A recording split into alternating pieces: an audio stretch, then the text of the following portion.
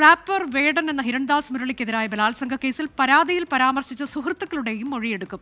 വേടന് ഇതുവരെ നോട്ടീസ് നൽകിയിട്ടില്ലെന്നും പരാതിക്കാരിയുടെ രഹസ്യമൊഴി രേഖപ്പെടുത്തിയെന്നും Kochi city police commissioner Putta Vimaladitya 24-നോട് പറഞ്ഞു. അത് കഴിഞ്ഞിട്ട് അന്വേഷണം തുടരുകയാണ്. നിലവിലിപ്പോൾ വേടൻ എവിടെയാണുള്ള അന്വേഷണം, പ്രാഥമിക അന്വേഷണം നടത്തിയോ?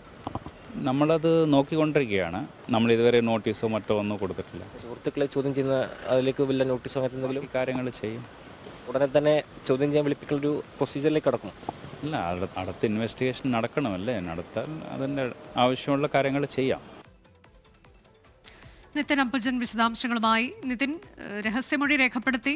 ഇപ്പോൾ ഇതിൽ പറഞ്ഞിട്ടുള്ള കാര്യങ്ങൾ, ഈ പരാതിയിൽ തന്നെ പറഞ്ഞിട്ടുള്ളത് കഴിഞ്ഞ ദിവസങ്ങളിൽ പുറത്തു വന്നതാണ്. സുഹൃത്തുക്കൾക്കൊക്കെ അറിയാവുന്നതാണ് ഈ ബന്ധത്തെക്കുറിച്ചെന്നൊക്കെ പരാതിയിലുണ്ടായിരുന്നു. അപ്പോൾ അവരുടെ കൂടി മൊഴി രേഖപ്പെടുത്തുക എന്നതിലേക്കും പോലീസ് കടക്കുകയാണോ വേഗം?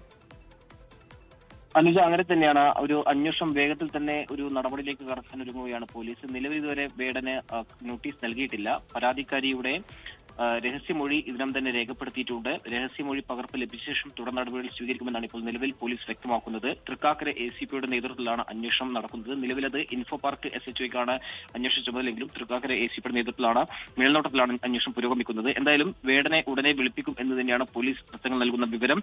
കൊച്ചിയിലും കോഴിക്കോടും പരിശോധന നടത്തും. അതോടൊപ്പം തന്നെ സാമ്പത്തിക ഇടപാടുകൾ, പരാതിക്കാരിയുമുള്ള സാമ്പത്തിക ഇടപാടുകൾ പോലീസ് സ്ഥിരീകരിക്കുന്നുണ്ട്. പരാതിയിൽ പരാമർശിച്ച സുഹൃത്തുക്കളുടെ മൊഴിയെടുക്കാനും പോലീസ് ഇപ്പോൾ ഒരുങ്ങുകയാണ്. നിലവിൽ ഇതുവരെ നോട്ടീസ് നൽകിയിട്ടില്ല. അതിനിടയിൽ ജാമ്യാപേക്ഷയുമായി ഉടൻ തന്നെ കോടതിയെ സമീപിക്കാനാണ് ഇപ്പോൾ വേടൻ ഒരുങ്ങുന്നത്. അടിയന്തരമായി തന്നെ ഹർജി പരിഗണിക്കണമെന്നും വേടൻ ആവശ്യപ്പെടുന്നുണ്ട്. നമുക്കറിയാം, 2021 മുതൽ 23 വരെ വിവാഹ വാഗ്ദാനം നൽകി പീഡിപ്പിച്ചു എന്നാണ് പരാതിയിൽ പറയുന്നത്. തൃക്കാക്കര പോലീസ് കേസെടുത്തതിന് പിന്നാലെ വേടന്റെ സുഹൃത്തുക്കളൊക്കെ ഇതിനെ നിയമപരമായി നേരിടുമെന്നാണ് വ്യക്തമാക്കിയത്.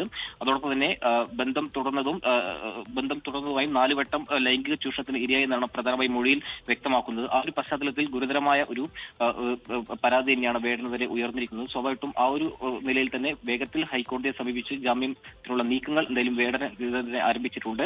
അതിന് മുന്നോടിയായി തന്നെയാണ് ഇന്നലെ പരാതിക്കാരി ഇതുമായി ബന്ധപ്പെട്ട് ഇപ്പോൾ രഹസ്യമൊഴി നൽകിയിരിക്കുന്നത്. സ്വാഭാവികമായിട്ടും ആ നിലയിൽ അന്വേഷണം വേഗത്തിൽ പുരോഗമിക്കുമെന്നാണ് ഇപ്പോൾ പോലീസ് വ്യക്തമാക്കുന്നത്. എന്തായാലും വേടനെ ഇതുവരെ നോട്ടീസ് നൽകിയിട്ടില്ല. ഉടൻ തന്നെ നോട്ടീസ് നൽകി ചോദ്യം ചെയ്യാൻ വിളിപ്പിക്കുമെന്നാണ് പോലീസ് ഇപ്പോൾ ഈ ഘട്ടത്തിൽ വ്യക്തമാക്കുന്നത്. ശരി, വേടനെതിരായ ബലാത്സംഗ പരാതിയിലാണ് ഇപ്പോൾ പോലീസ് അന്വേഷണം തുടങ്ങിയിരിക്കുന്നത്. പരാതിക്കാരിയുടെ രഹസ്യമൊഴി രേഖപ്പെടുത്തി, ഒപ്പം തന്നെ ഈ പരാതിക്കാർ പറഞ്ഞിട്ടുള്ള സുഹൃത്തുക്കളുടെ മൊഴിയും പോലീസ് ശേഖരിക്കും എന്നുള്ളതാണ് അറിയിച്ചിട്ടുള്ളത്.